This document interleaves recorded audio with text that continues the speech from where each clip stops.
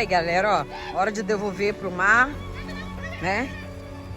Cação viola, né, Anderson? Ó, vamos devolver ele pro mar ali, que não é um peixe pra se levar pra casa, né? Ah, quem pega, né, Anderson? Quem leva? É, mas não é bom não, galera, que ele tá em extinção. Ele é muito bonito. Ó.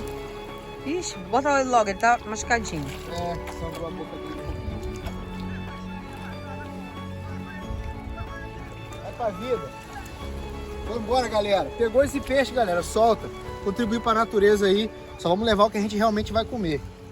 Vambora, mais um arremesso.